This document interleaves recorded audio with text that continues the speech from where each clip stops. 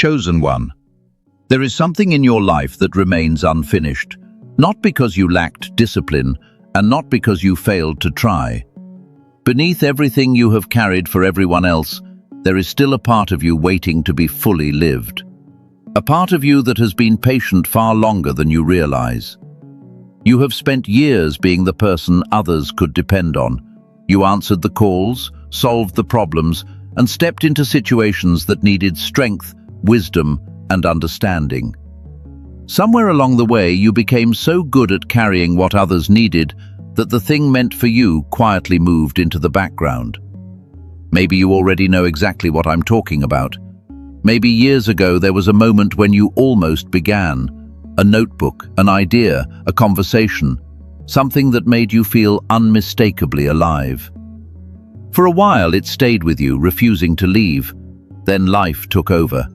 Responsibilities arrived, expectations grew, and survival became the priority. The thing that mattered most was pushed aside, not abandoned, just postponed.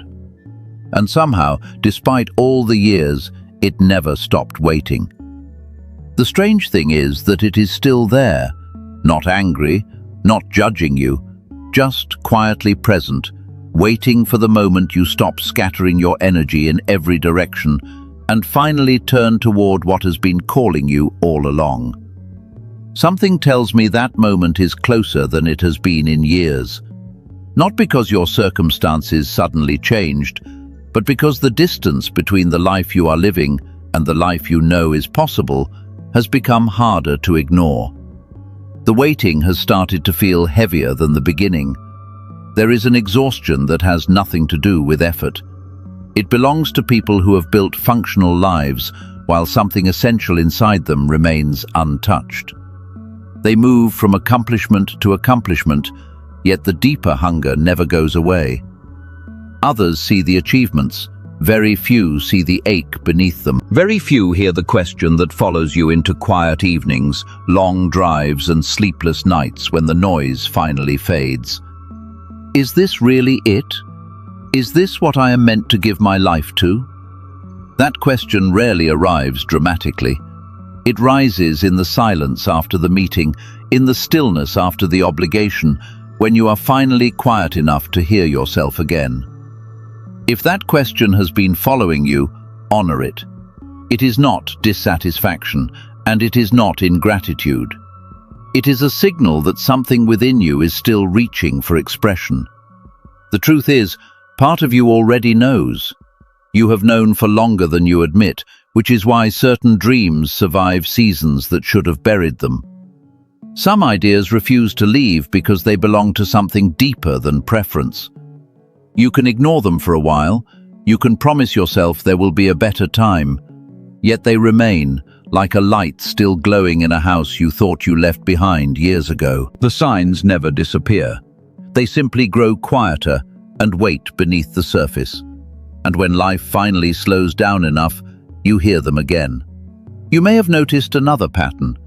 You can begin many things, yet only a few seem to reach the deepest part of your heart. That is because there is a difference between finishing a task and completing something that belongs to your soul. You know the difference when you feel it. One leaves you tired. The other leaves you tired and alive at the same time, as though something inside you recognizes itself in the work. Trying to force yourself into the wrong direction feels like pushing against a current.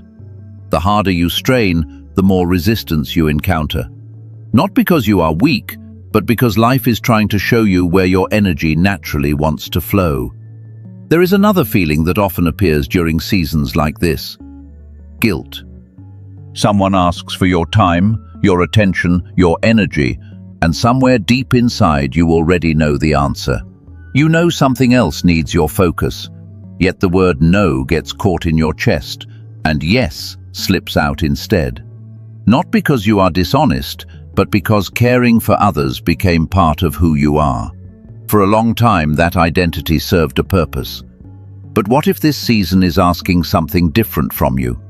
What if every yes to what drains you is quietly becoming a no to what is trying to emerge through you? What if the most important thing in front of you right now is not another obligation, but a return. A return to the part of yourself you miss, the part that existed before survival taught you to become who everyone else needed. You can feel the shift already. Places that once energized you feel different now. Opportunities that once looked exciting sometimes feel like interruptions. This is not withdrawal, it is focus, a sacred narrowing of attention towards something that has been trying to reach you for years. It is as if your entire life has been pointing in one direction, and suddenly the signs have become impossible to ignore. The pull has grown stronger, the signal has become clearer. Then come the quiet moments. A dream returns, a project returns, a contribution that only you could make appears once again in the back of your mind. You visit it for a moment, then step away. You tell yourself you need more certainty, more resources, more preparation. Yet every year you tell it later, and every year it survives another winter. The pull keeps growing because the truth has never left. Beneath every excuse and every delay, there remains a knowing that has been waiting patiently for you to trust it. You know, you remember. This is the thing. The waiting season was never punishment. The years of preparation, the years of feeling like you were moving without arriving, the years of giving everything while sensing something remained unfinished, none of it was wasted. Something was being formed in you, something patient, something durable, something capable of carrying far more than the version of you who first imagined the dream. These years were never proof that you were forgotten. They were never evidence that life overlooked you. What if the very season you thought was delaying you was actually preparing you for what comes next? No one sends a surgeon into the operating room before their hands are ready. No one builds something meant to last by skipping the foundation. The things that carry weight require hidden preparation long before anyone sees the finished result. The ordinary years mattered. The unseen years mattered. Even the years that felt empty were quietly building something your future would one day require. Think about Moses. Most people remember the miracles. Few people think about the 40 years before them. 40 years walking familiar paths. 40 years tending sheep. 40 years carrying a feeling he could not fully explain and wondering if it would ever become something real. Those years did not make him smaller. They made him deeper. The wilderness stripped away every identity that could not carry what was waiting for him on the other side. When the moment finally arrived, he was not discovering purpose. He was recognizing something that had been written inside him from the beginning. The calling had always been there. The same thing may be happening in your life. Every relationship that stretched you, every disappointment that humbled you, every season that forced you to trust yourself when no one else understood, none of it was meaningless. Every closed door carried direction. Every delay carried wisdom. Every disappointment was shaping something deeper than the disappointment itself. And maybe that is what this season is trying to show you. The life you thought was delaying you may have been preparing you all along. The person you are becoming was being built in places you could not yet see. The truth is, not every good thing you do truly nourishes you. Some things are meaningful, some are necessary, and some are generous acts of love. Yet beneath them all, there is often one thing that reaches deeper than the rest. Something that feels less like obligation and more like coming home to yourself. That difference matters. There is a difference between doing something valuable and doing what is truly yours. Many people can help, serve, and step into places where they are needed, but there are parts of life shaped around your voice, your experiences, and your understanding. Those spaces remain unfinished until you show up for them. The people who complete their deepest work rarely do it through force or endless motivation. Instead, they develop a quiet habit of returning.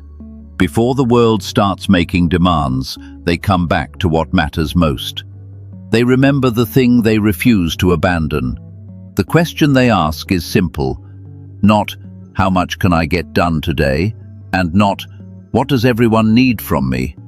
They ask, if I could move only one thing forward today, what would matter most? That question cuts through the noise. Sometimes the answer is surprisingly small.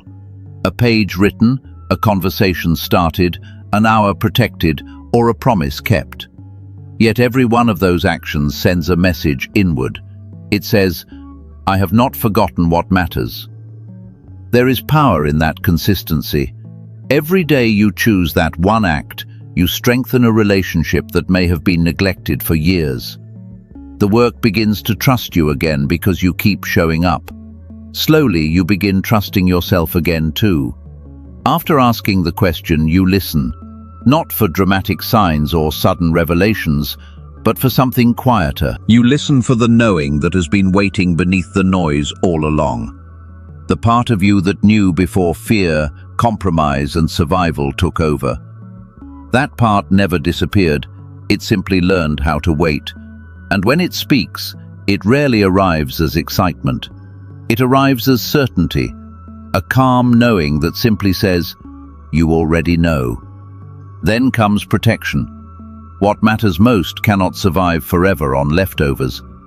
Yet many people give their deepest work whatever energy remains after everyone else has taken their share, then wonder why it never grows. The work that belongs to you deserves your clearest hour, the quiet hour before the world begins negotiating for your attention. That time becomes sacred, not because it increases productivity, but because it reflects devotion. It is a daily reminder that this matters. Over time, something changes. What once felt like discipline begins to feel like relief. You stop dragging yourself toward the work and start returning to it. It feels less like achievement and more like coming home.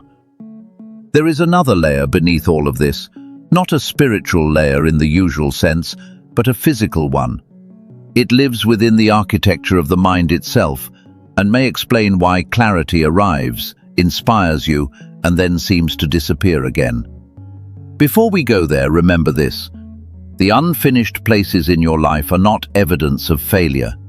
The years of waiting were not proof that you lacked commitment.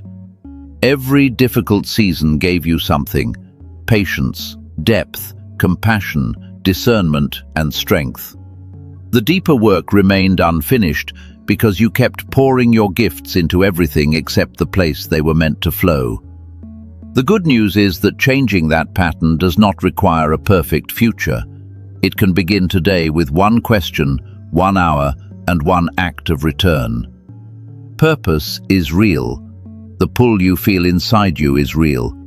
But the mind carrying that purpose matters too, often more than people realize. What is fascinating is that science and spiritual insight often point toward the same truth from different directions. A woman in California once described her life in 4 words. Life was happening to her. She worked as a nurse, spending her days caring for others and her evenings trying to keep up with everything else. From the outside, she looked fine. Inside, she felt disconnected from herself. She wasn't depressed or unmotivated. She described it as fog. The sharpness she once carried felt harder to reach, and even her marriage reflected that distance. Nothing dramatic happened. They simply drifted apart in the quiet way many people do. She searched everywhere for answers. Meditation, mindfulness, audio programs, anything that promised clarity. Some things helped around the edges, but nothing touched the center of what she was experiencing. The discovery that eventually helped her began decades earlier through the research of Dr. Roger Sperry. His Nobel Prize-winning work revealed that the brain operates through 2 complementary hemispheres designed to work together. Yet modern life often trains them to function separately, creating a gradual disconnection most people never notice. The effects can feel familiar: mental fog, reduced creativity, difficulty accessing insight, and the feeling that something important remains just beyond reach. The potential is still there. Access simply becomes harder. Research suggests that when the brain begins functioning more as an integrated system, clarity often returns. Flow returns. The creativity many people carried naturally as children begins surfacing again in ways they thought were lost. One researcher explained it simply: the brilliance never disappeared. It became harder to access. That insight led Dr. Daniel Barone and his team to explore whether that disconnection could be reversed. Using decades of neurological research, they developed an 8-minute auditory sequence designed to support communication between the brain's hemispheres. No expensive equipment, no clinic visits, just headphones, closed eyes, and consistency. The goal is simple: to help restore the integrated mental state many people gradually lose over time. It was built around specific synchronization principles developed through years of research. The nurse began listening. Within days, something shifted. The fog that had become normal started lifting, conversations felt easier, and the emotional distance in her marriage began softening. A few weeks later, she described the change with a simple phrase: "My life feels enchanted again." Nothing outside her had dramatically changed. Her responsibilities remained. What changed was the mind carrying her through them. For the first time in years, it felt like it was working with her instead of against her. Many people hear information like this and move on. Familiarity has a strange power. After enough years, fog feels normal, disconnection feels normal, and operating beneath your capacity begins to feel like the baseline. Yet something tells me that isn't why you're still here. There is a question that keeps returning to you. Why does part of me still feel asleep?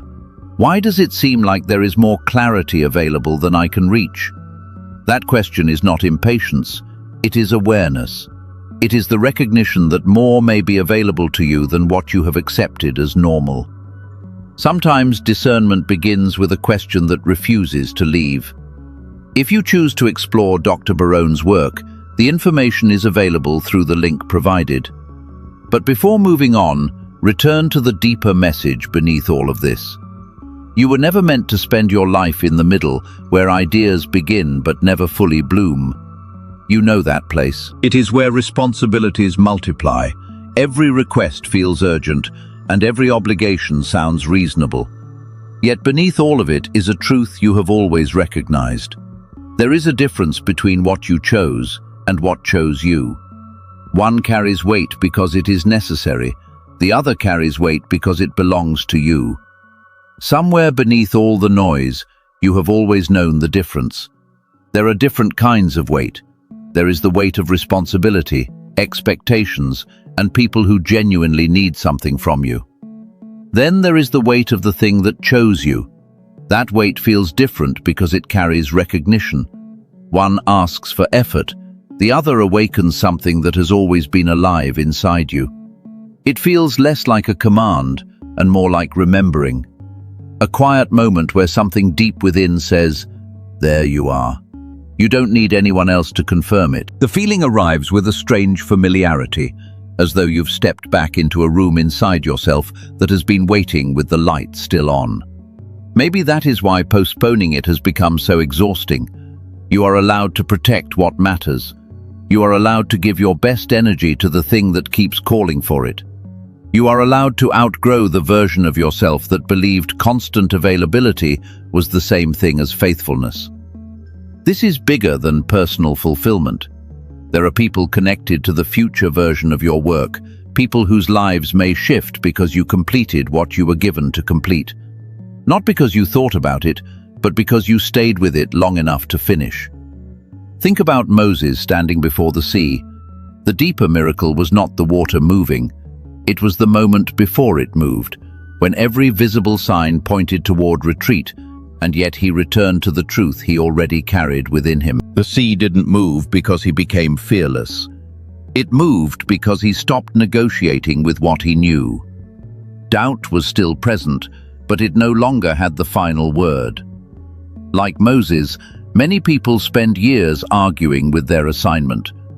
They point to their weaknesses, fears, and all the reasons someone else seems more qualified. Yet the answer remains the same. The one who placed the assignment also knew who it was being given to. At some point, the argument reaches its end. Not because every fear disappears, but because the conversation has already given you everything it can. Eventually, more thinking becomes another form of delay. Action becomes the next honest step. That may be the threshold you are standing at now. Not a dramatic crossroads, but a quiet place where the debate about readiness, timing, and approval has run its course. A place where something inside you is ready to stop circling and start moving. In the Hebrew tradition, there is a word for this kind of work, melacha. It means the specific work entrusted to a specific person. Not every opportunity or task, but the contribution that belongs uniquely to them. When the tabernacle was built, each craftsman received a precise responsibility. They weren't asked to do everything. They were simply asked to complete their piece of the greater whole with faithfulness and care. Because each person honored their assignment, something sacred emerged. Every person brought their full attention, skill, and devotion to what was theirs. And because every piece was completed by the hands meant to complete it, the whole became greater than any one person could have built alone. When every craftsman completed the piece entrusted to them, something extraordinary emerged. The finished structure became more than wood and stone. It became a place capable of holding something sacred. Not because one person carried everything, but because each person honored the part that belonged to them. That detail changes the entire story. Your contribution was never meant to be a vague desire to help the world. It is personal, specific, and deeply connected to the life you have lived. The work that belongs to you carries the fingerprints of your strengths, your scars, and the wisdom earned through experience. Every season shaped something only you can bring. Someone may share your talents or walk a similar path, but no one carries your exact history, your perspective, or your understanding. That difference matters because it cannot be duplicated. The contribution that belongs to you was formed by a life no one else has lived. There is a place in the world waiting for what only you can offer. That is why certain ideas keep returning, and why some dreams survive long after logic says they should disappear.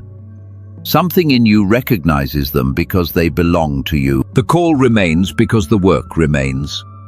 You will hear voices saying there is still time. Many of those voices will sound wise and reasonable. Yet what matters most does not stop mattering because something else became urgent. Urgency and importance are rarely the same thing. Many people spend years responding to emergencies while abandoning what is essential.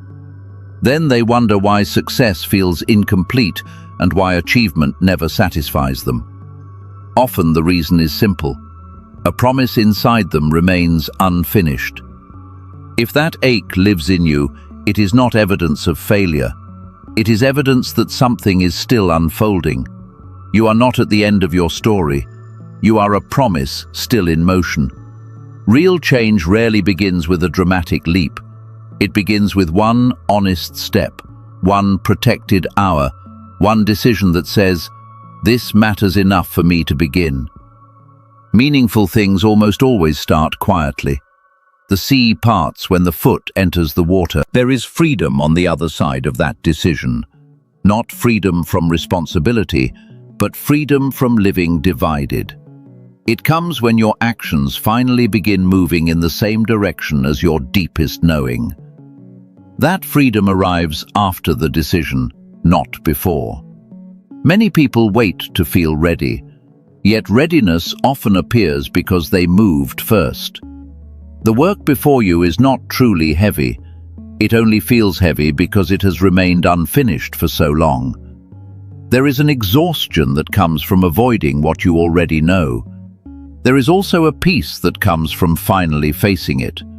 Not because the work becomes easier, but because the inner conflict ends. Alignment begins when your life and your deeper purpose start speaking the same language. What is happening here is larger than productivity or discipline. You are deciding to trust that everything you have lived through was part of the path. The disappointments, delays, and closed doors were not interruptions. They were preparation. Eventually, you look back and realize something. The waiting season and the becoming season were never separate. You were being shaped long before you understood why. Meaning often arrives after the journey, not during it. So hear this clearly. You have not missed your moment. The invitation has not expired. The thing you keep approaching and avoiding is still there, waiting with remarkable patience. Something about this season feels different. Not because every obstacle disappeared, but because the excuses no longer sound true. The waiting has become heavier than the beginning.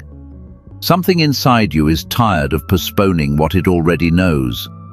The people who complete what they came here to do rarely look extraordinary when they begin.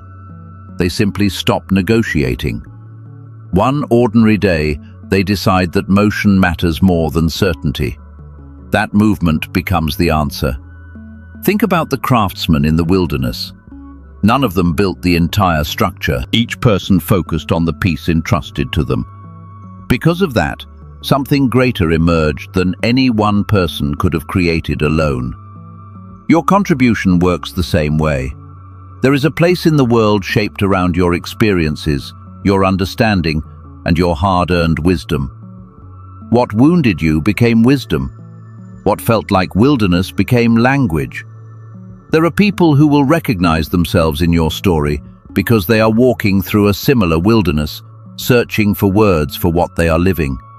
Your voice may become those words. That is why your voice matters. A story comes to mind about a man who knew from childhood that writing belonged to him. For 7 years he returned to the same work, stopping whenever it reached its most demanding parts. He cared deeply, yet something inside him shut down whenever the work asked for his full capacity. Then something changed. Not the dream, but the instrument carrying it. What had been operating in fragments began functioning as a whole, and the book that resisted him for 7 years was completed in 6 weeks. Later, he said, "I finally stopped feeling like the wrong person for the work I was given." Maybe you need to hear that too. You are not the wrong person for what has been placed in your heart. The delays were preparing you, not disqualifying you. You do not need perfect certainty today. You only need enough trust to move. Sometimes action reveals what certainty cannot, and the first step creates the evidence your heart has been waiting for. So remind yourself, I was given something that belongs to me. I am done postponing it. I begin with what I have, where I am, and I protect what matters most. Trust that life has already given you what this work requires. The waiting was not wasted. The work is not waiting for someone else. It is waiting for you to trust what you already know. The Genius Switch is a tool designed to support communication between the brain's hemispheres and help the mind function more fully based on neuroscience research. If you have carried fog, frustration, or the sense your mind is below its potential, this may be worth exploring. Before you go, name the thing that keeps returning to your heart. One word, one phrase. Naming is often the first act of claiming. Share it if you wish, and pass this message to someone who needs it. Sometimes remembering begins through another person. Stay close if this speaks to you. There is more to remember, more to step into. Honor what is yours, finish what you began, and take the first step.